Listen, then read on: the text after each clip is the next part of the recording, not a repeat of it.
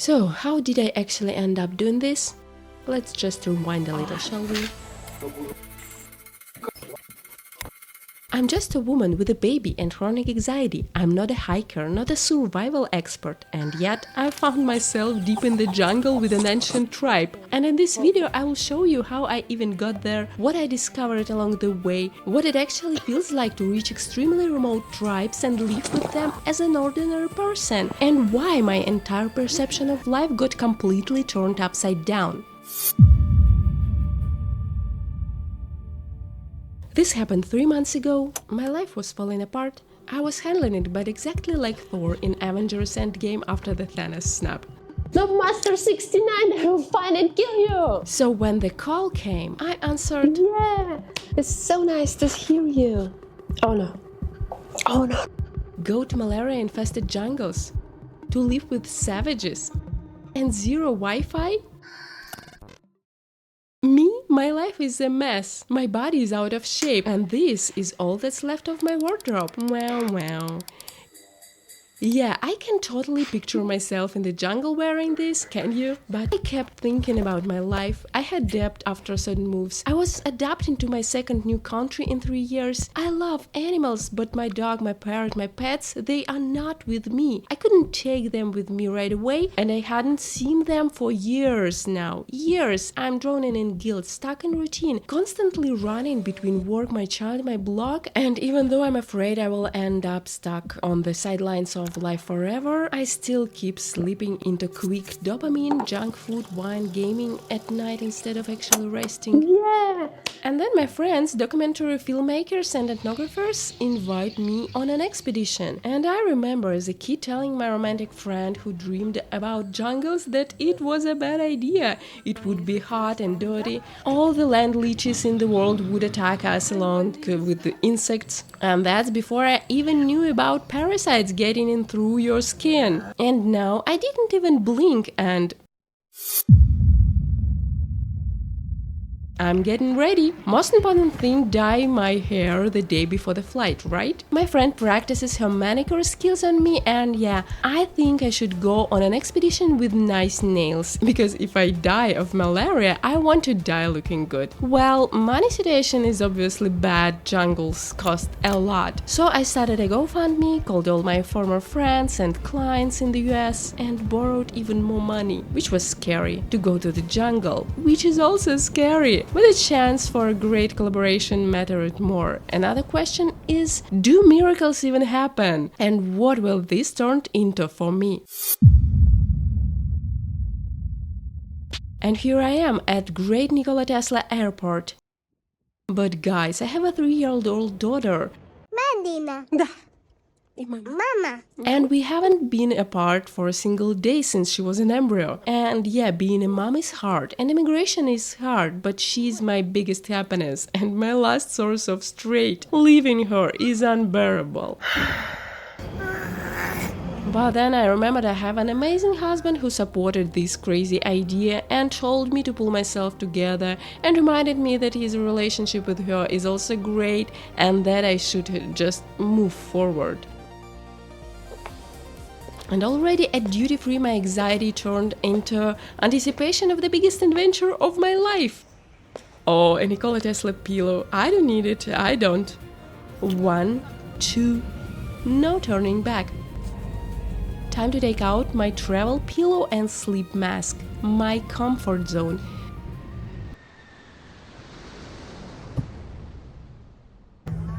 Discovery number 1. Expeditions to the edge of the world are basically half flights and transfers, so the challenges already begin. Or not. Are all these seats mine? It's basically kind of business class, a perfect break before I have to start washing myself with a bucket. I kind of have one talent in life. I love exploring and learning things, but I have noticed that what I learned actually changed me. Slowly, step by step, but then suddenly, bam, it changed my whole life. And you never really know in advance how exactly it will change. So internally, I freeze the moment I first arrive in Asia.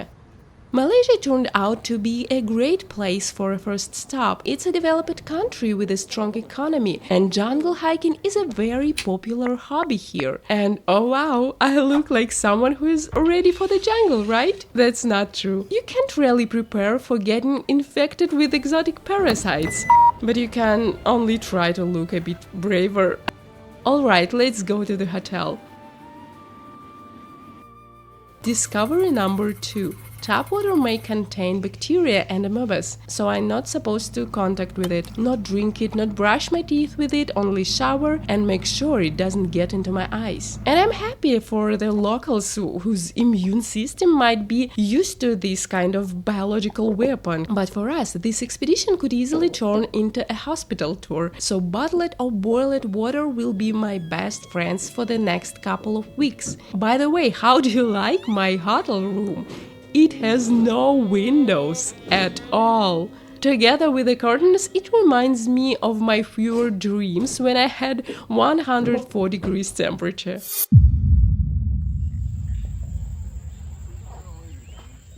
But Kuala Lumpur itself felt like a different kind of dream, like how humanity was always supposed to look. A city intertwined with nature. Concrete and tree canopies, steel and animals all at once.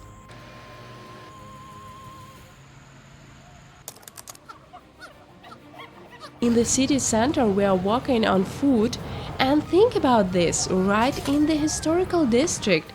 There is a whole troop living here permanently. Alright, we should get out of there because I'm already jealous of these macaques. They get to be with their babies right now. The heat and humidity in Kuala Lumpur feel like you've been put inside a giant terrarium for frogs. It even smells kind of similar. Greenery everywhere. Basically, life is a struggle. Wish me luck struggling jet lag tonight.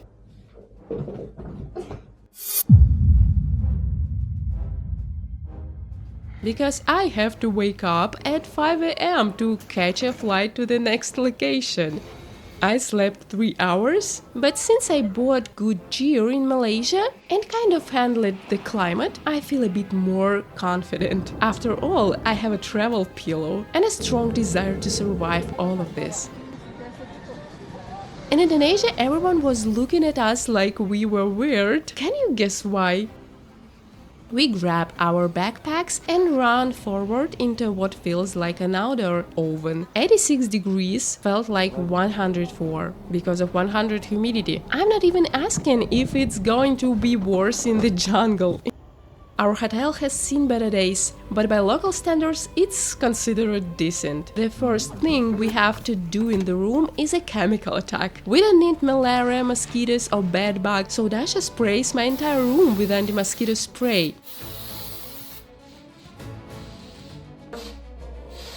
Discovery number 3. Insect spray poisons more than just insects. Oh my god, the spray humiliated me.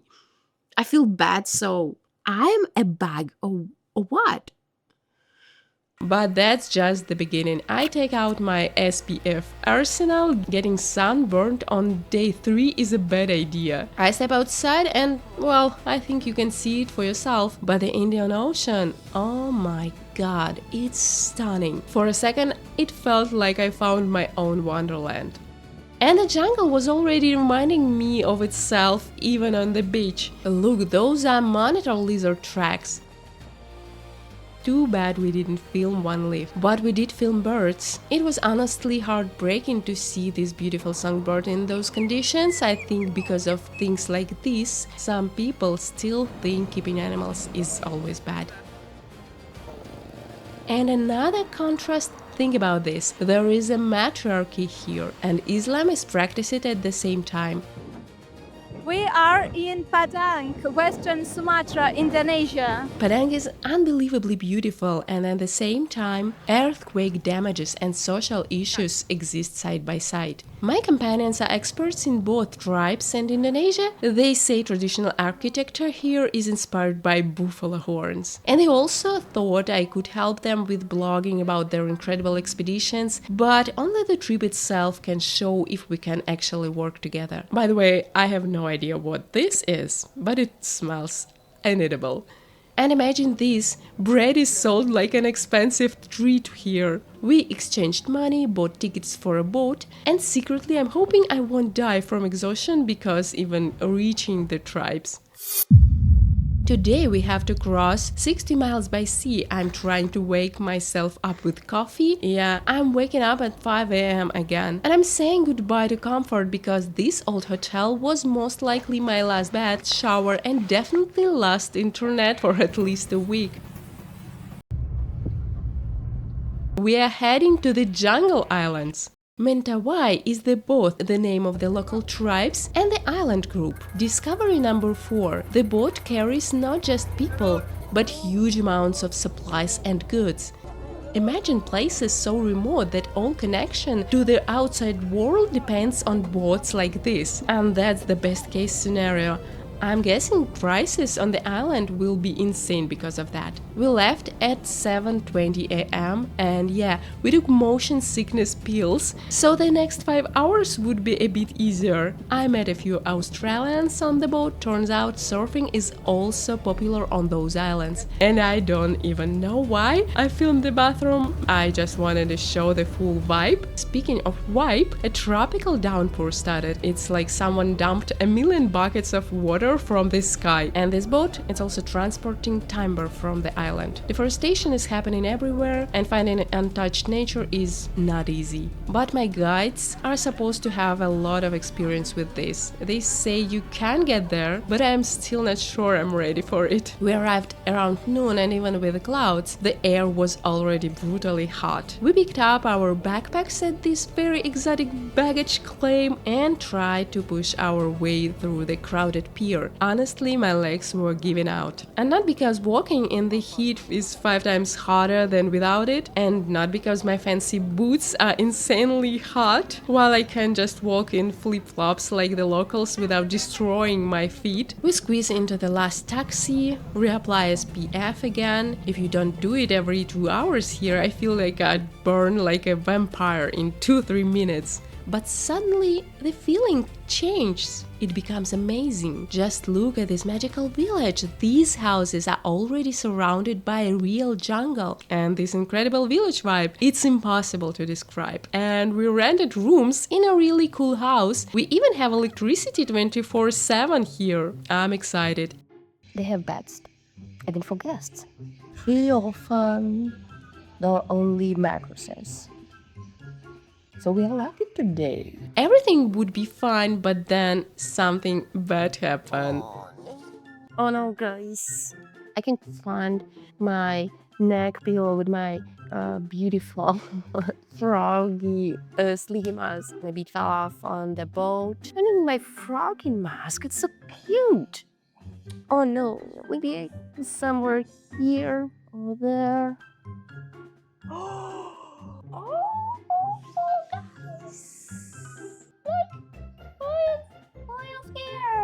You instead of my froggy mask. Look, oh my goodness, this is Asian Commandant. Hi, baby. So cute. I'm so sorry without gloves. Is my room your natural habitat? It's so high in humidity here, I know. Maybe it's comfortable for you, but I'm surprised. Oh my goodness. I put her back on the floor and asked her to catch all, cockroaches and other unwelcomed insects on my floor. It would be great, so I'm happy to live with you, baby. Even a common house gecko is protecting me. In a past life, I could probably call myself a professional at keeping exotic animals, so for me, the huge plus here is the amazing nature and animals.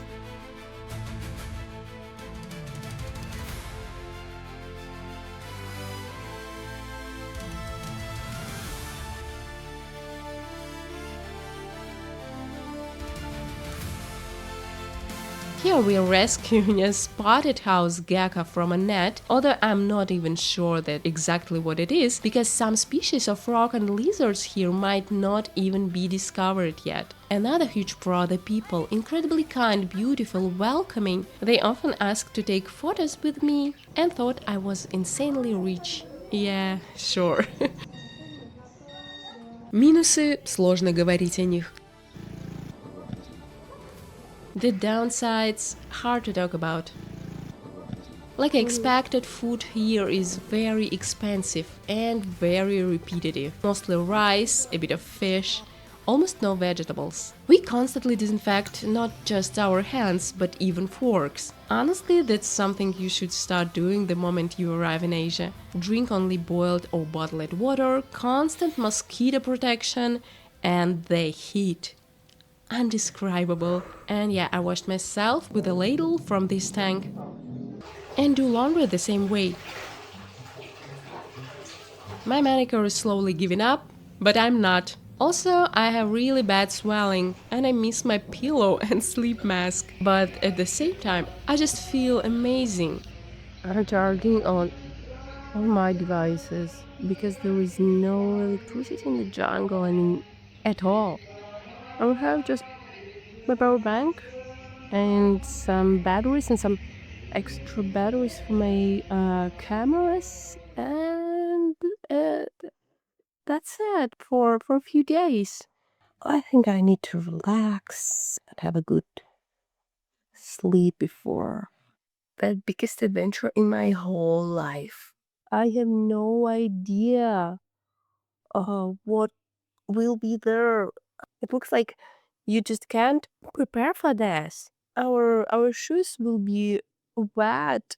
The humidity is so high and it's wet everywhere. I will wear wet shoes for a few days.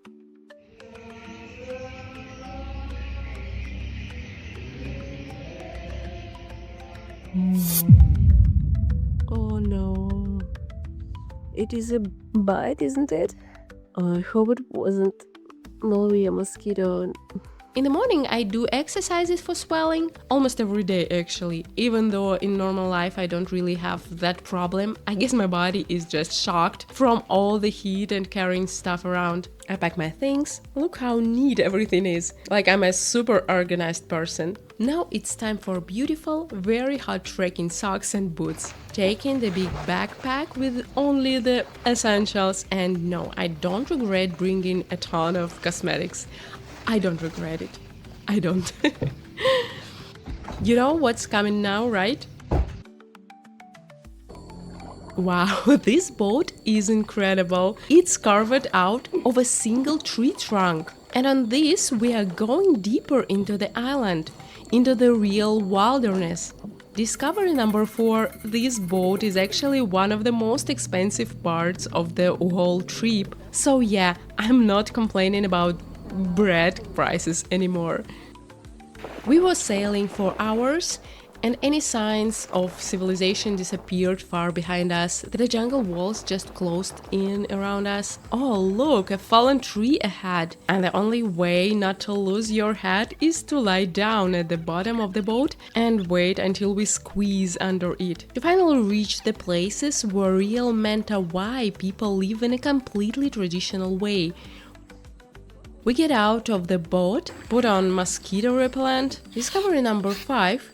Did you know the jungle is just kilometers of liquid mud? You can only walk on roots or on Mentawai path made of logs. It's hot, hard and slippery like nowhere else. Let me remind you, my manicure. I got my nails done before this. I don't know why, The way is really, really hard. And I don't know, maybe I'm tired, but I don't feel it for now. I feel happiness. Senang? Oh, senang, Senang. gembira, gembira. Utan. Guys, seriously, I recently read that this was studied at Harvard. Phyton seeds, substances released by trees, can lower stress hormones, normalize blood pressure, and even support the immune system. The body feels like it's back home with Mother Nature. And look where we have arrived! Traditional Mentawai housing is called enuma, and even though they always walk barefoot, their feet don't get covered in mud like ours. So we are asked to take off our shoes, but I don't walk without flip-flop. There is a risk of tropical fungal infections, and I'm not into that. Mentawai people traditionally hunt monkeys, and they keep their skulls. But not as a decoration, as a respect for the life they took. They apologize for it, like in Avatar, and sacrifice domestic pigs to appease the spirits which they believe are the owners of the monkeys. Traditional toys for the soul, as well as decorating themselves with flowers and beads, are meant to make the soul feel good in the body. Honestly, I feel like I dress up for the same reason. By the way, they have been trading beads for rattan baskets on Sumatra for centuries, and this blew my mind. Mentawai people weren't discovered yesterday. They have been in contact with the outside world for almost 400 years. Colonizers tried to suppress them, ban their beliefs, their tattoos, but neither pressure back then nor modern temptations now. A large part of them simply don't want to live like we do. Right now, Marco and Marcus with us going to collect saga beetle larvae. Marco keeps telling me, moile, moile, Morina. That means slowly, slowly. In Mentawai culture, you are not supposed to rush. I'm hyperactive my whole life, I don't understand that. Marco explains, if you rush too much, your soul can feel uncomfortable and leave. And if your soul leaves, you get sick or even die. Moile, moile, Marina. How do you like this snack, the larva? I was honestly super excited. They're huge. We'll try them later. I hope I like the taste. Let's head back. By the way, I didn't fall off a single log while I was listening to Marco and his moile Marina. Just look at this incredible millipede! My inner terrarium nerd is celebrating, and I think I'm going to defend keeping animals in naturalistic terrariums even more now. I can't describe the difference in how you feel being among trees versus being in a city. Maybe that's why I always love filling my home with terrariums, leaf plants, frogs. Waking up and seeing a piece of forest at home, it's incredible. Well, except for this mud. That part we can probably skip at home.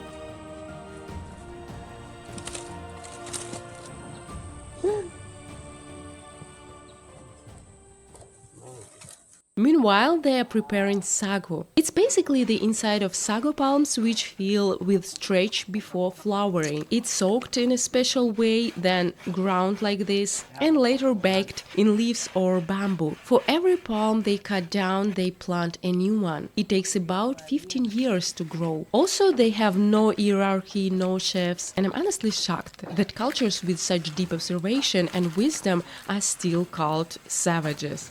I felt such awe from their connection with the world and with themselves, from their respect for the forest. By the way, Mentawai people also have dogs. They look a bit like Basenjis, but they're not. And it's so cute that, like all dogs, they love begging for food. And people share their sagu with them. They also let us try sagu. It's pretty bland, honestly, but nice and very filling. So what about trying the larva? I couldn't do it right away. They were really hot. Turns out they taste exactly like a boiled egg. Time to rest. I'll be sleeping on the floor in the Uma under a mosquito net. Everyone woke up early. Even though at night the Mentawai stayed up talking together. They don't live as a one big tribe, but in small family groups in each. And those evening conversations touched me so much. It felt like I was back in a safe, cozy childhood. They kept asking me which village I'm from. The concept of a city doesn't really exist for them. I gave the women some of my earrings, and Marco got a bracelet with a little bee. It was very touching when they asked me why I'm so white. They were laughing and couldn't believe I was just born like this. Bathing in a steam might not be the most comfortable thing, but the feeling is incredible. Oh, and I think I caught the guy who was screaming in my ear all night. Discovery number 7 came very unexpectedly. I kept thinking about dogs here, trying to imagine how people saw them back in the Stone Age. Because when your whole world is just nature, harsh, dangerous, and then these creatures appear who love you completely and without judgment, that must have been shocking. This definitely deserves a whole future deep dive, who dogs actually are for us. They are seen as a guides between life and death, between humans and the forest. I have always suspected they are not just pets. What do you think? Bonus, a mini interview with young Marco. He speaks a little English and taught me some Mentawai words. Sarah. Sarah? Yes, Sarah. One. Sarah? Okay. Dua. Dua, Two. two. Telu. Telu, Three. three. That means Yeah. sun. Sun. Sun. Yes, and this is fishing. Fishing. Do you feel more comfortable here or in big villages? Here. Here. Near the jungle. I feel so much better. Yes, some Mentawai people move to cities, but many choose to stay in the forest. And I'm honestly ashamed that I called them savages, taking lives without regret, fighting for power, cutting down trees without planting new ones. That's what I think is truly savage. As an amphibian nerd, I have to report. In the forest I found 6 species of frogs. I only managed to film 2, but I heard about a dozen more familiar calls, the same ones I knew from terrariums. So yeah, it was happiness. And on this Pandora we didn't even need avatars to breathe and move freely. Because for us this is just as much home. And the hardest part turned out to be that in the end I had to leave the jungle. But the joy, when I got back home, I realized it wasn't just nature that lowered my cortisol and made me so happy that I even forgot about parasites and leeches. And by the way, no leeches this time. Discovery number 6. The same Harvard researchers found that when we are constantly rushing and feeling a lack of time, our brain goes into tunnel mode. We basically compress the vagus nerve, which carries about 80% of signals from the body, and this puts us into a 3D scanning mode. We start noticing only the negative, and even our IQ can temporarily drop by about 13 points. Well, if yours is about the average like mine, maybe we won't get too dumb. But living your whole life in that tunnel, where you dumped than you could be, and you don't notice anything good? No thanks. I still have a lot of problems and things to deal with. But I also have a new manicure, forest green, and I think I will spend more time walking in the forest. And I will try not to rush. Work smarter, not faster. And I hope my soul comes back to me. And that I don't get malaria. Пока. Пока. Мойле, мойле.